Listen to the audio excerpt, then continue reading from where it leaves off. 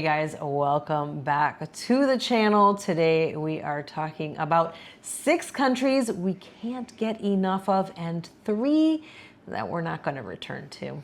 Yeah, we've been to quite a few countries over the years. We've been traveling the world now for 8 years. 6 of these countries we just want to go to any chance we can. And yeah, the 3 we don't really want to go back to. So we're going to tell you why that is, maybe give you some insight into what's going on there. But the first country that we can't get enough of is Iceland. I think Iceland is the prettiest country that we've ever been to. That is why we can't get enough of it. It is beautiful. We love doing hiking there. We love doing photography there. I just can't get enough of going to Iceland. It's so pretty.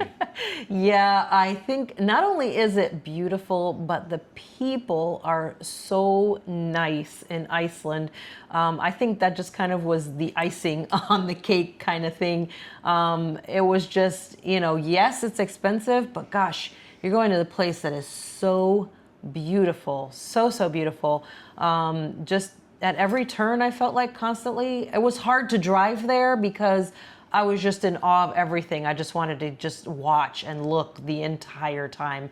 And I know from a photographer's perspective, Rob just wanted to take a million pictures. I've never seen him so excited about taking that many pictures in one place in our whole life. Yeah, it was amazing.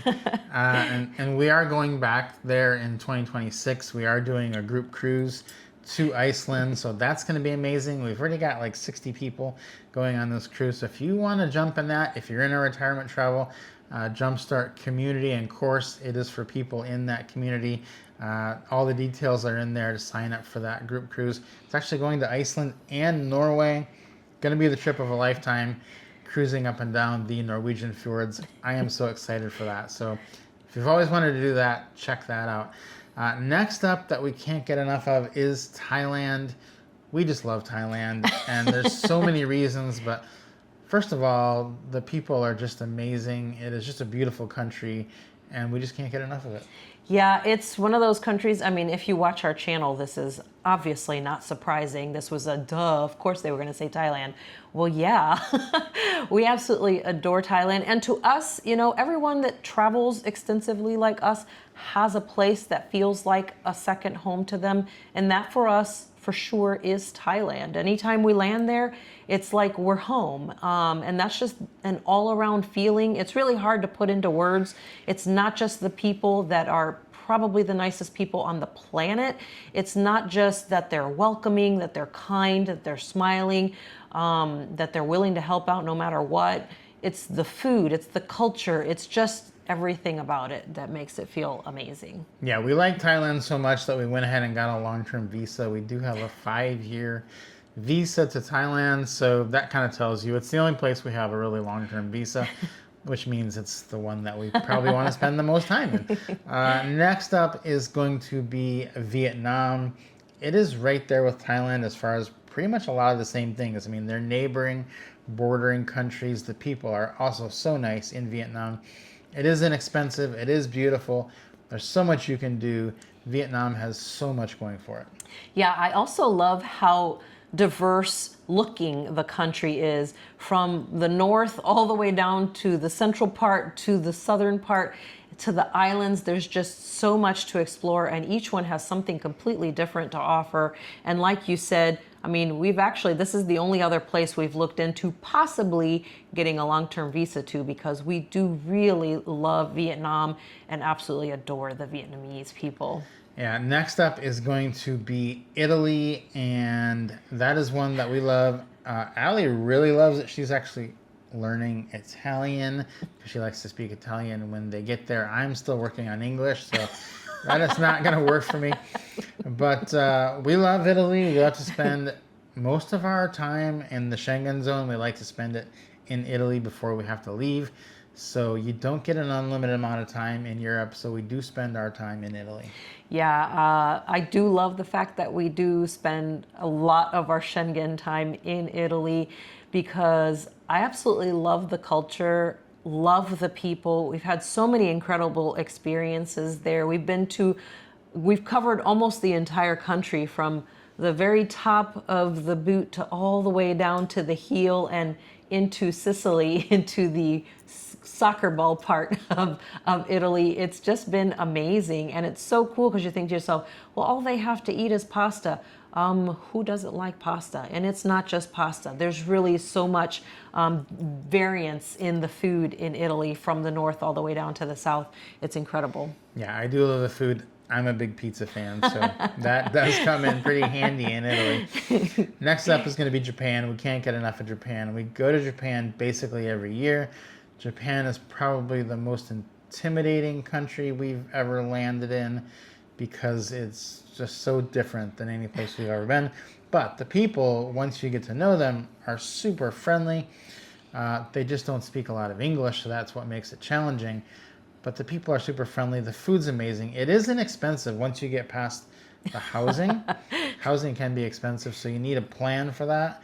But once you get past that, Japan is just an incredible country. It is beautiful, so efficient, so clean, so quiet.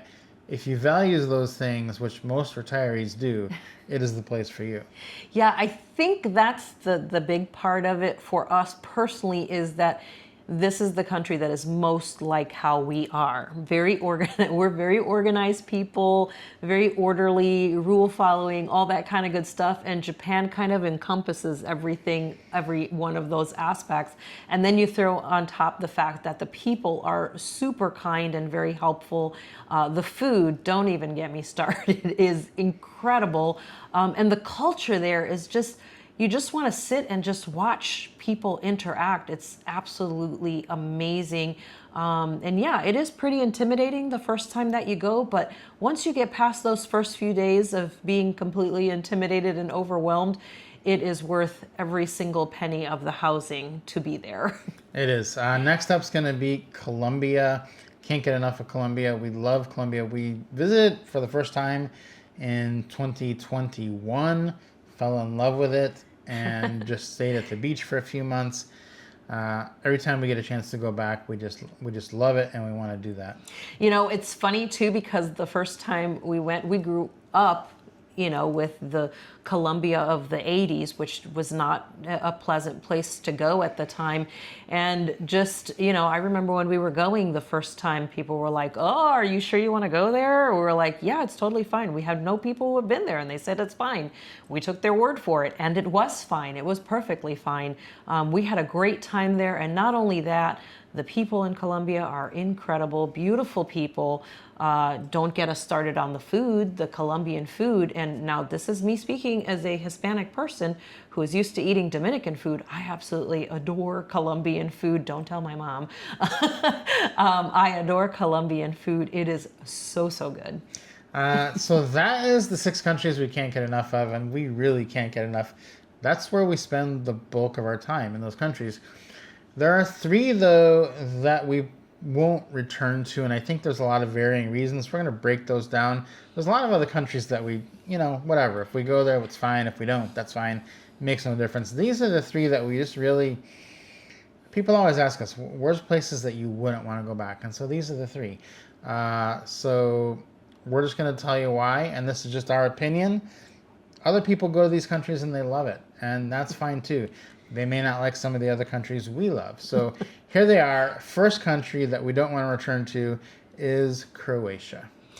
Yeah, Croatia was challenging for us in that I guess we were expecting something totally different. We were expecting more welcoming people. It just felt really closed off all the time.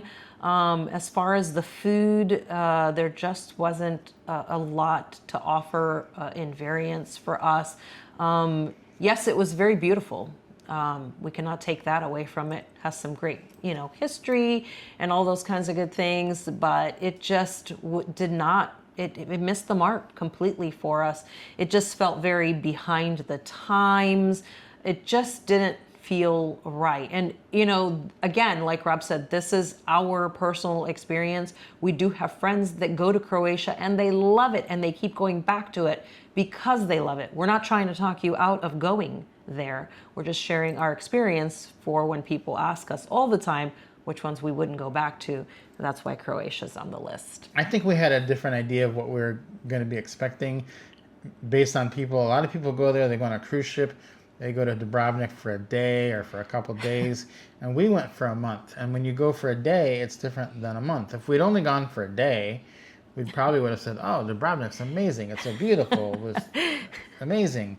But when you're there for a month, you're living differently, and I think that's where it started to fall short for us. So that's the first one. The second one that we won't return to or don't want to return to is Egypt. Yeah, and this one's probably not a huge surprise to a lot of people that travel and that have been to Egypt. And I think for us personally, we had a very difficult time there because of us. When I go to countries like this, a lot of times I get mistaken for a local. And in this instance, I was mistaken for a local. And although I was dressed like this with sleeves, I had long pants on, nothing crazy, just my normal. I was looked at very, kind of like down on by the men there. It was really, we didn't actually, now that I think of it, encounter any women while we were there. It was all men, and then they just didn't really care for the makeup of me and Rob together, and we just weren't treated very well. It just didn't feel super safe to us either, so we just really had a challenging time there. Yeah, I think the other thing that we both have things that we don't like how we personally get treated. So one of the things that happens to me is that, like, if I'm walking around, I will just get harassed constantly for, do you want to buy this? Do you want to take this taxi? Do you want to take this taxi? And it's like 5 people in 2 minutes have asked me if I want a taxi. I'm just ready to go back inside because I'm tired of just saying no to people all day. And so Egypt really had the worst of all things. They had the behavior that she doesn't like. They had the behavior that I don't like. And together we were just like, this is just, I don't even want to be here. So let's just go back inside and wait this out. But that makes it so that we're not going to go back. The next one that we don't want to return to is Montenegro. We didn't spend a ton of time there, but it kind of had the same thing as Croatia, where we just didn't love the food. The people seemed a little cold and off-putting towards us and just distant, and there really just wasn't a reason to be there. It was pretty, but we've seen the pretty. We don't need to go back and see it again if under those circumstances where we're not really going to be enjoying it. Yeah, I mean, I think that's what it boils down to is, all right, well, we went, we tried, it didn't work for us, so we just kind of move on. Why force something if it's not there? There's plenty of countries and places to visit in the world. Why not just move on to a different place? Hey, I saw it. Like you said, it's beautiful, so beautiful. They have so much, to offer culturally. It just, the people were just not there. The food was also about the same situation kind of as Croatia. It was just like, hit or miss what you were going to get. Nothing ever really matched up to what you were expecting. So it was definitely one of those places that we were like, I mean, if I just don't anticipate us really planning to go back there on purpose. Yeah, and none of these countries are really especially cheap or especially safe. So it just kind of means they're kind of off the list, especially when there's other countries we've been to, like Japan and Thailand, that tick basically every single box we have. That makes it a different situation and makes it so that we can just say, these are ones that, we're glad we visited, we found out what it was like, but we don't really want to return. Yeah, so guys, hopefully this was helpful to you. Again, these were just our experiences. Your experience may have been completely different, and that is okay too. There's nothing wrong with that. Just wanted to share a little perspective for us in particular. There's just so many countries still in the world. We've only been to just over 60 countries. There's still plenty of places, new places to visit out there in the world. And if something didn't work out, why not move on to another one, which is basically where we're at. So hopefully this is helpful to you as you're planning things out, maybe some things to take into consideration as you plan them out, but definitely no reason to completely cross something off if it's something that you have your heart set on. If you have questions, leave those down in the comments leave us a like. If you enjoyed this video, consider subscribing to the channel, and we'll see you guys next time.